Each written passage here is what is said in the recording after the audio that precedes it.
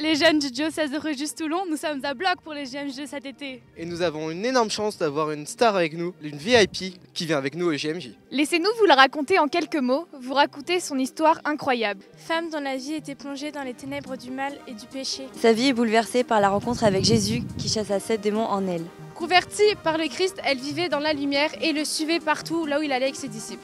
Au matin de Pâques, Sainte Marie-Madeleine fut la première à reconnaître le Christ ressuscité dans le jardinier. Alors Jésus lui demande d'annoncer à ses apôtres qu'il est ressuscité, ce qui vaut à Sainte Marie-Madeleine le titre d'apôtre des apôtres. Quelque temps après la résurrection du Christ, elle décide de partir en barque pour continuer à annoncer la bonne nouvelle du Christ et arrive à Sainte-Marie de la Mer. Alors Marie-Madeleine et ses compagnons continuent leur chemin jusqu'en Provence, décident de continuer sa route seule en suivant le cours de l'Uvonne pour arriver à la Sainte-Baume. Elle trouve ainsi à la grotte de la Sainte-Baume une solitude pour adorer le Sauveur. Marie-Madeleine décide d'y demeurer, vivant en ermite, priant et offrant toute sa vie pour la conversion des pécheurs. Elle ne demande qu'une seule chose au Seigneur, que la grâce dont elle a bénéficié continue d'agir dans le cœur de tous les hommes. Elle demeure ici jusqu'à sa mort. Son corps ayant été retrouvé dans la grotte, il est conservé ici dans la crypte de Saint-Maximin.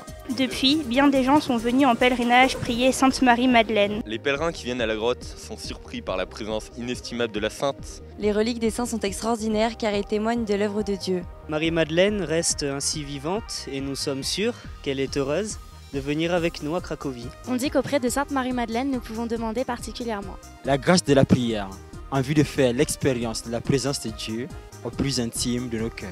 La grâce de la conversion, laisser Dieu façonner nos cœurs et nous réconcilier avec lui, nous fortifier.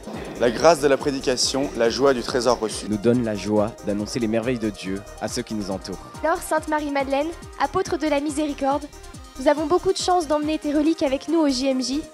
Prie #ABloc pour nous.